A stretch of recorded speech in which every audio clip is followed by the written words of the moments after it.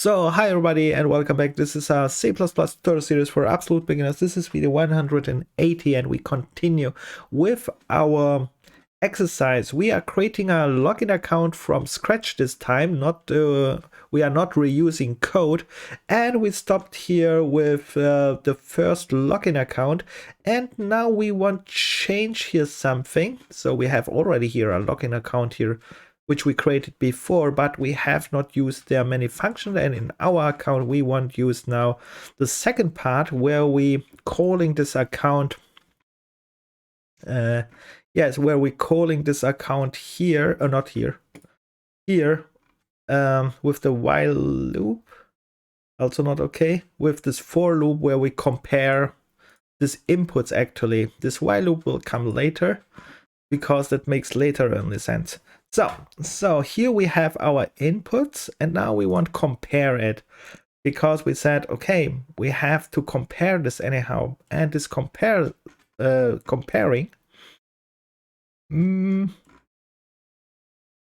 Yes, we can make this like here, that we just compare it with a for loop, or we can say now we are using for this steps also functions, and which means I create now functions in this login functions.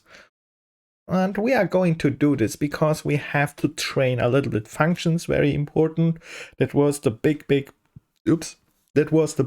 step which we learned in our last videos. There are several videos about functions, and we have to train functions. So let's make this one. And you see we have here also called a function. This get line is also a function, by the way. And yeah, let's continue. And now I want this comparison. I want compare if this input, what we have here, the user input, what the user writes in, is in our database, or this name or this password, and we create functions. So how we are doing this one? So first of all, we can start here perhaps and say we can say first username. I want to check this username first. Okay, then I start again. If I don't know if this has a return type, then I start with void and later change it if it has a return type, and I say void check, for example, user input name, anything like that. Check user input name, and I know what I want to do. So you can see with this name I know, okay, I make a check user input name, and then you can say with what if you want to make it more specific, for example with username database. So this one is connected there too. Let's make this to make it more specific. Check user input name database to with, or let's write here database,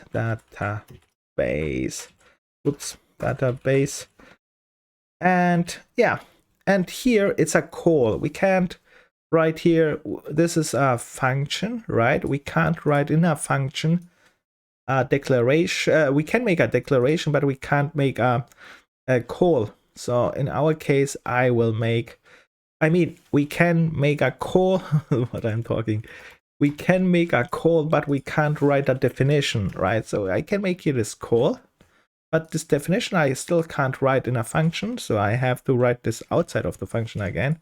Let's write it outside. It was a void, right? And then I paste it in, and this one will be my definition. And the interesting part, what you see here, I wrote here, let's collapse them all. I wrote here function definitions, but the problem is this function has already calls of other functions, right? And this is the thing what we have also to be aware, that our functions, even they are definitions, right?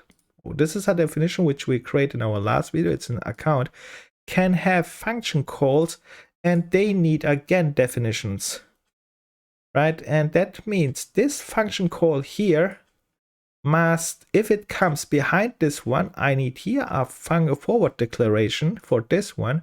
If it comes before, I don't need, but you can see now this becomes a little bit tricky, right? It's not so clear like the int main where you say, okay, here I call the function, I know it, I can put it on top, and then I know it will be, we don't need a forward declaration. But here it becomes really tricky. And why becomes this one tricky is you have first to check where this login account is called. So it is here. And then you can say if you need this forward declaration for this one here or not. And to avoid this one, I just make a forward declaration. I don't want to think too much, which means I just copy this one here, and put it here on top to the forward declarations. And now I say, doesn't matter where you are called, I have forward declared you, and you can come where you want, it will be right. So this is to make it easy, at least in practical way is one easy, but it's not all time sure. Later we will perhaps learn if this is a good way or not a good way, but right now it is a good way because I say I don't care where you are, where you get called. Before that, after that, behind that, over that, I don't care. I have made you visible for the compiler, and if you are called, the compiler knows this one, and this time you are called within another function, no problem. And I don't even track now where this one is called because I know I have it. So let's continue. This one is there. I made now this one, and now I make this check here. Check user input, and here I make this check here. Like this one, very easy, this for loop. And let's see. Yeah, we make this something like this one. All right, let's make this for loop. Let's write it from scratch so that we train this one. Before we write this for loop, of course, we can write a for loop in an alternative way with a while loop, or even with a do while loop if it's possible. So we can write this. I write this one here in a for loop, so it takes not too much time. But of course, you can write this one as well as with a while loop. Just remember this one. And let's start. For, we start with for, then we start with a start point. I call this int, and most time this one is where the only variable which is called I, because this one is a specific place and it is used only in this for. We know this is the start point, but of course you can set this one also to the name start point if you make it even there clear. And let's continue. This is my start point. Then I need the second place was in a for loop. What was it? It was the definition for the end condition, right? It will not definition, it is an end condition. So for example, if I is less than 4, and we have of course check this range here before we put something in. I throw 4 in, but this one is not true. We have to check this range. In our case, I have only 2. Okay, then I write if I is less than 2, because then I will have 1, 2, and then I write my increment, and we learned also increment. So we learned here this one. Oops, there is of course we have to use here semicolons instead of commas.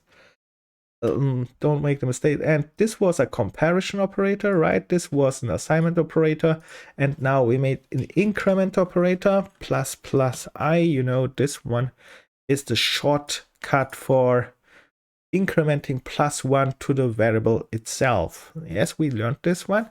I hope you know it. And then we go on. Then we create our body here, and here a reminder, you will see in codes people use sometimes not this body here. We will use it all time to see our scope at beginning, but yeah, just keep in mind sometimes they don't use these brackets here, and then it is written here together anyhow intended, and you have to be aware of this one too. But we are beginners, and oops, we are beginners, so we are doing this one. So let's go on.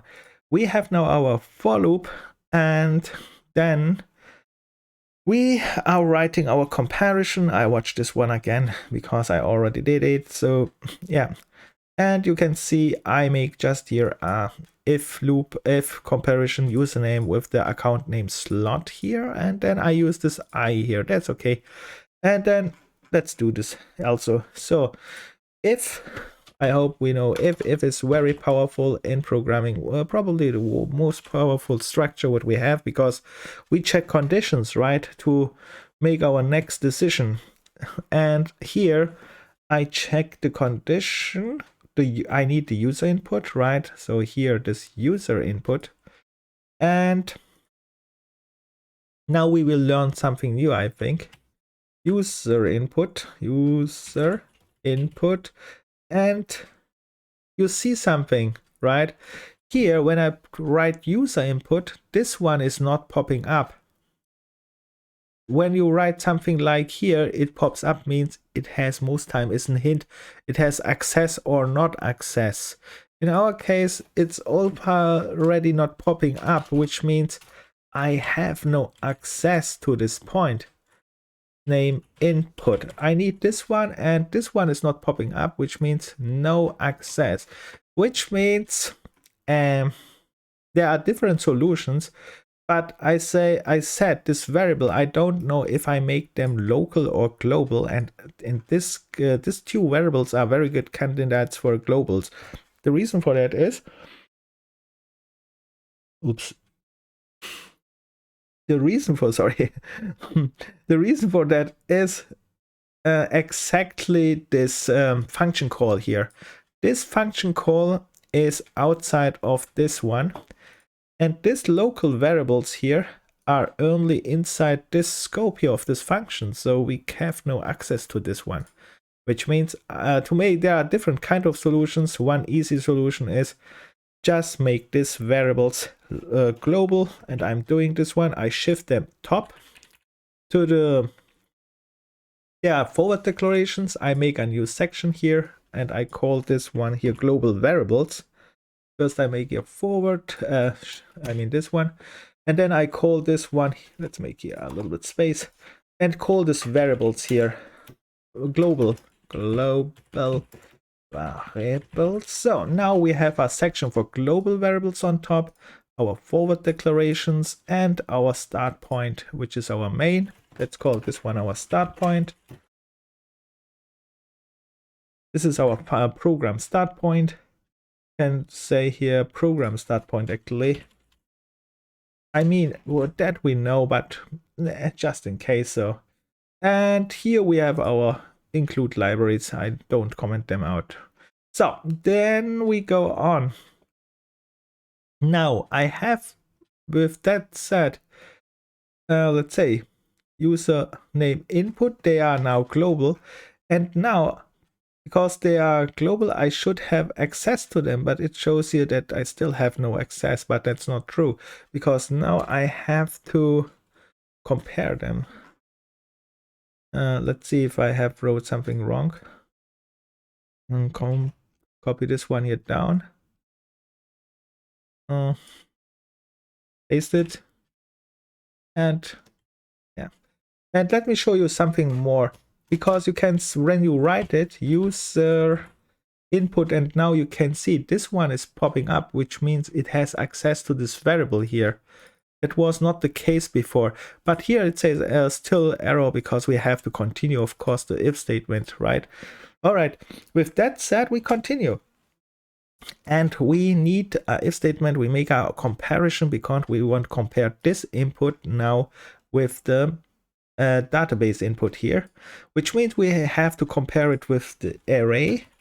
And let's see, the name is username array.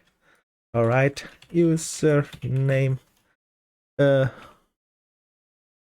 user input name database, and I have again a problem. Username. The next problem is here. You can see the same problem like before.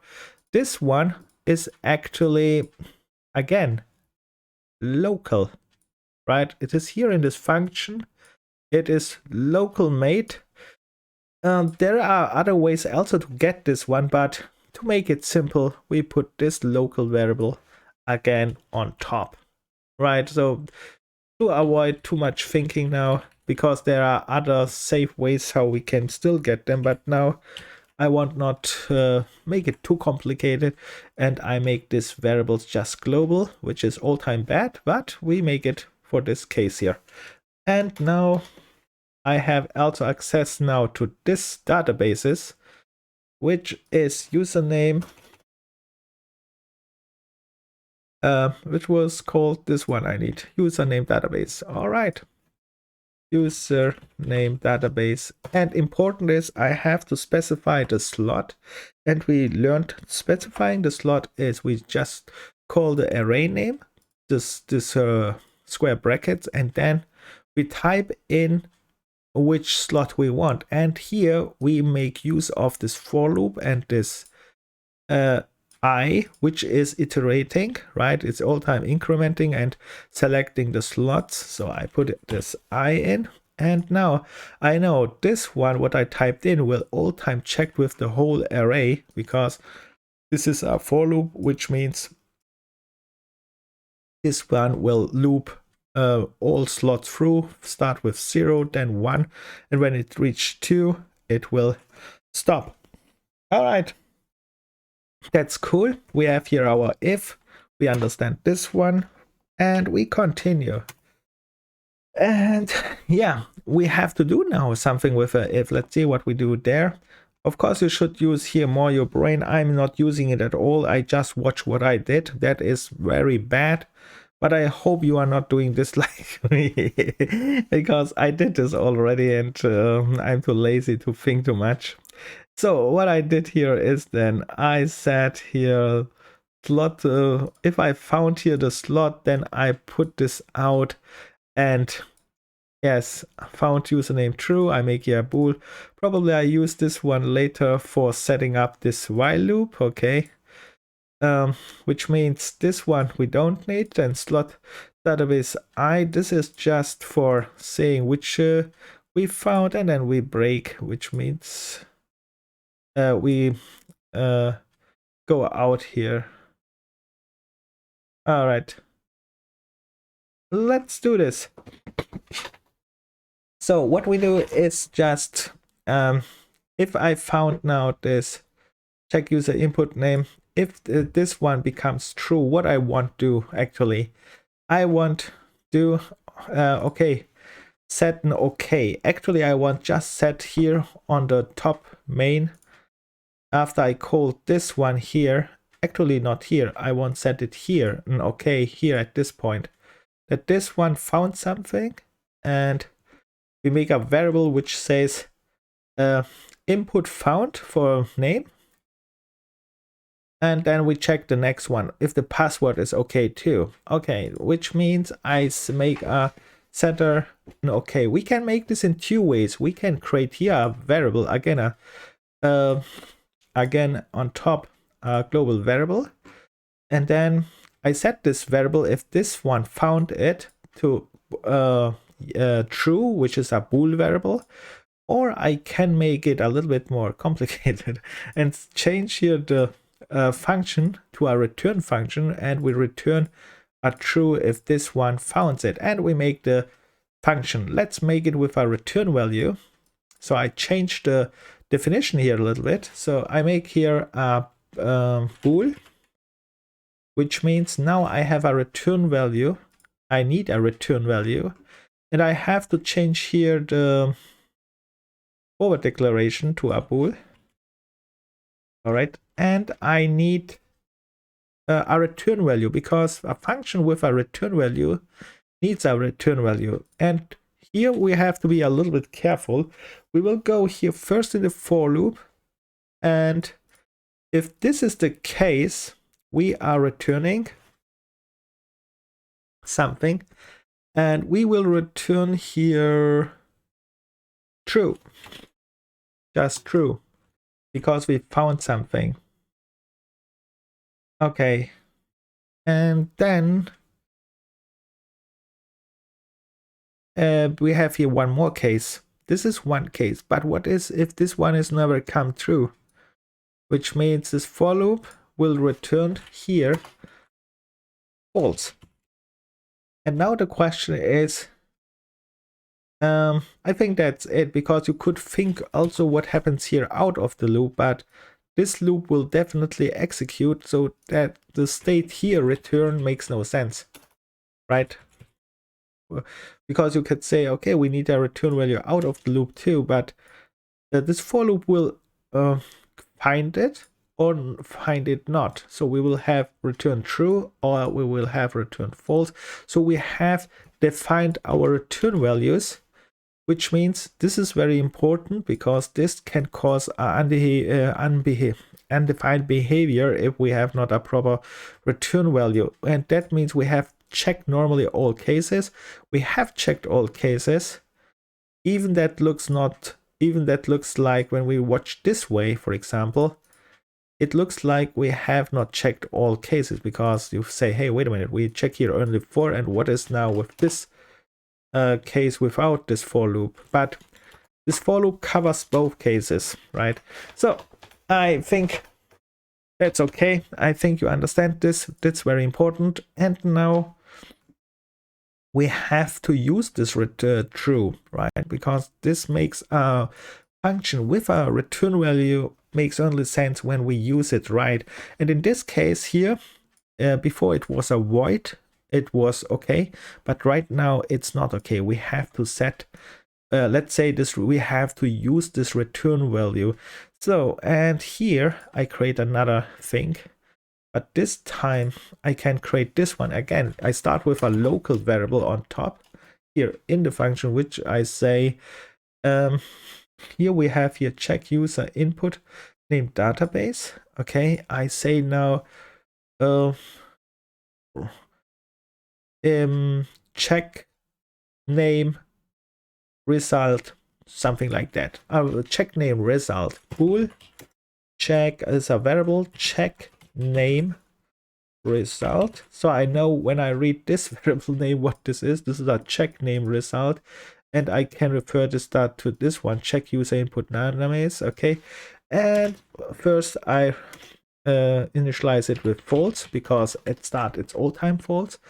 And then I can here check name result, check name,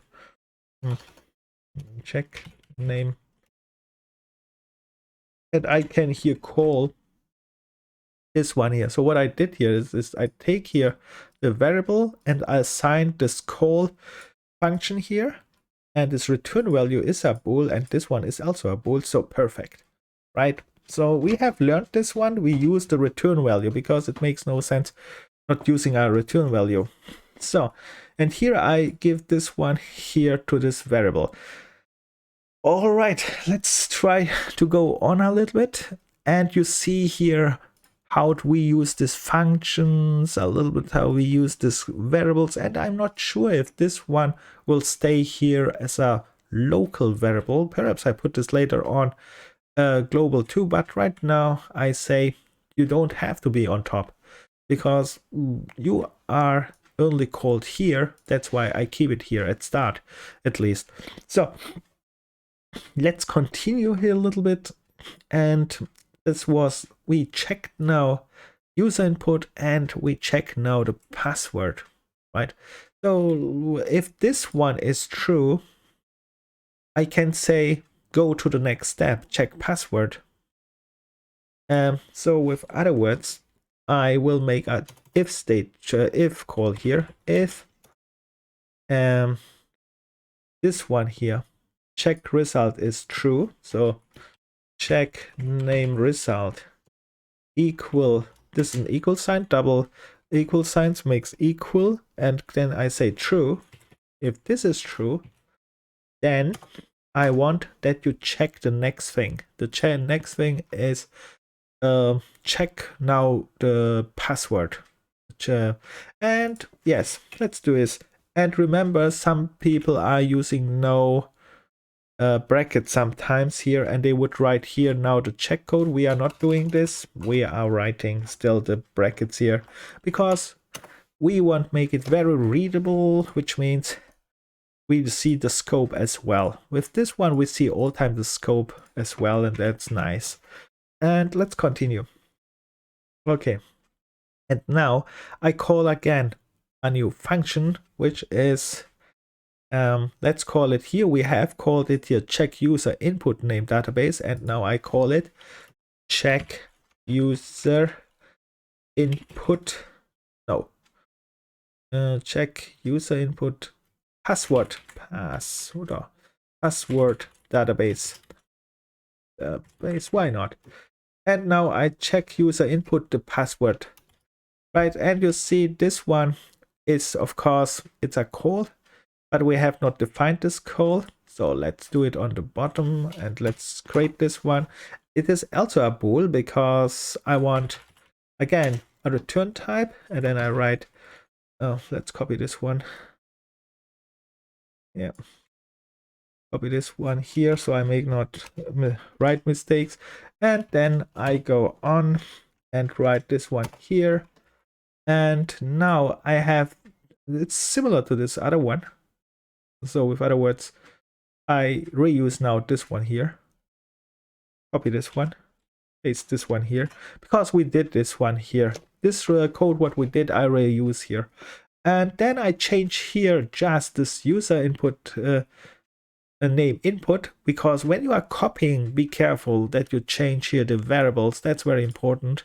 And we make now here not user name input, we write here user password input, and we check if we have this on top. Yes, this is this user password input, and I need here this password database, username database, no, user password database, this one.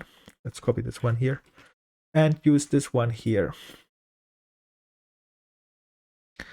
Can I make this here pass? Yeah. All right. That's good. And then I have this username password database here. All right. That's cool.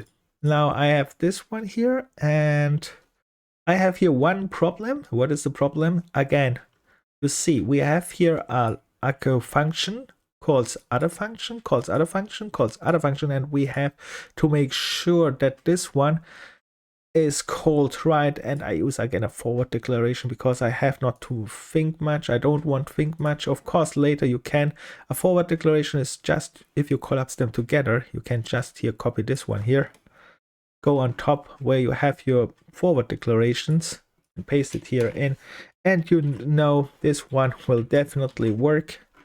And doesn't matter where the function is called, the compiler knows it. Perfect. And yeah, that's nice. And what we made so far is just to say true. And here one more thing. We have now make, of course, a use case, because we have here a function who is returning a bool, and we have to use this variable again. And I make the same like this before. I call here, I create here a variable bool check password result. First of all, I initialize it with false, and then I say this one here, this name here, I assign, paste it here, and I say call this function from here. So the function will be called, the return value of this function will be assigned to this variable. All right, and later it's set. So now I have set this one, and that looks okay so far. We have made a lot of use of functions and so on, and in real it looks like this one. So it is very short, and this one a little bit together. So this one, let's see how it looks real. So in real we have made only this kind of stuff till now, and we are not finished. We have to do a little bit more here with our we can now say this function definition we don't need. We have just to work here a little bit more, because we are at the point where we have defined these two checks. If they are both true, we are in our account. If one of them are false, we are not in the account. And now this while loop comes in place, because we have to check if this one is, if both are true, then we give access to our account. If one of them is false, we are not giving any access. And that's our next thing, what we can call. So login. So for example, we can say, okay, after this one, you can go and jump here. That's interesting. You can continue with login, but you can go and make this after this login here on in main. So with other words, here you make the step with login. Login has used this one here, but now after you made this login and then you can go here, but we still go here, I think, because this one is still belongs together, and that's why. Let's go here. Let's continue here. The last step is we will say if both are true, give access. If one of them is false, call this login account again. That is so our idea. And the question is now how we are going to do this. And I said probably with a while loop. Can we wrap this up with a while loop? This login here. And perhaps we can write this one here indeed on top here. So what I'm going to do is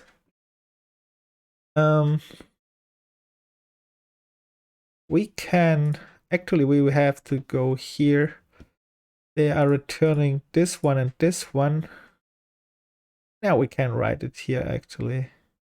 We say first if this one is true and this one is true, then go in, else don't go in. Else call this one again. Yeah.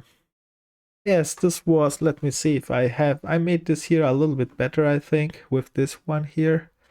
Yeah, the problem is it's calling here all the things again. Yeah, okay. Let's see how we make this one on the fly. Which means I need this one here again, if this is not true. Okay, we wrap this up with a while loop probably, and I have to set this one here perhaps again if I have to set this up again for global variables. Let's do this and see if this is working. So what I'm doing is actually something like this one. Let's go here in main and write the while loop here actually. While we write here while, and then we make the condition.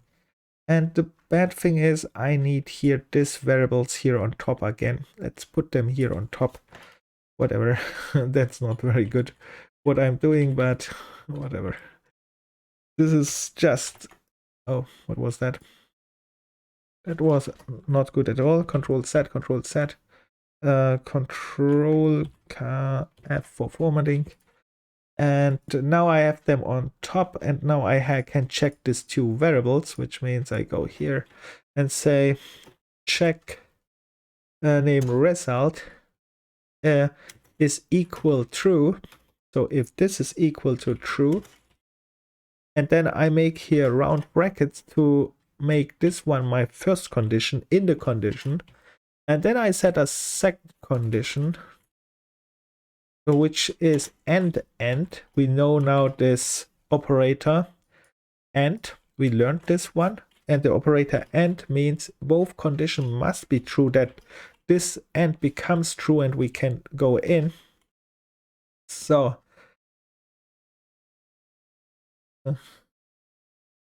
yeah, or not equal true perhaps. Yeah, we will change this one. Anyway, let's write this one here and then see. So we go on, and actually we make here not equal true, but let's write this and I explain this why later.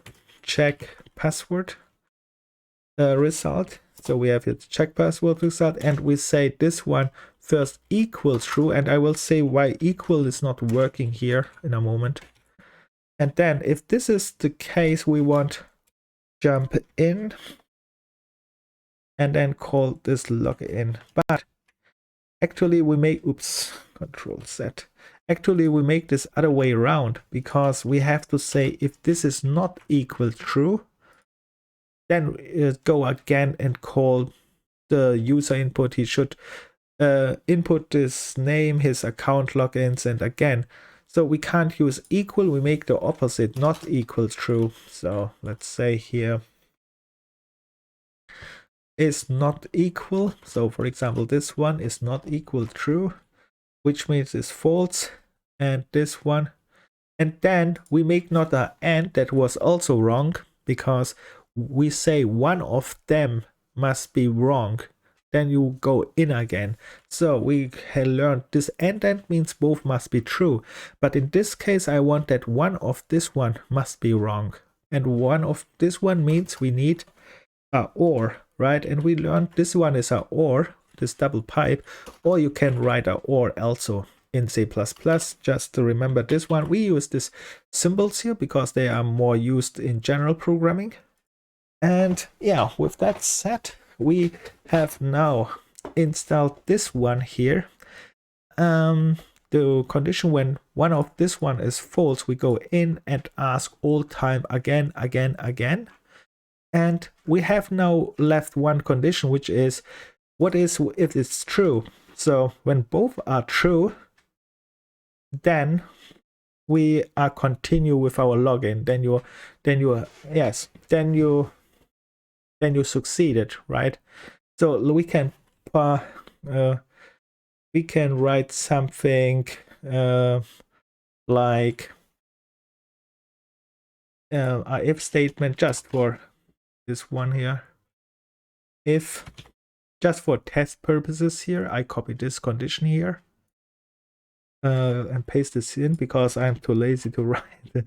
If this is true, and here, this is just for test purposes. This has nothing to do with the code, but a little bit good to learning again. Here we learn now this equal.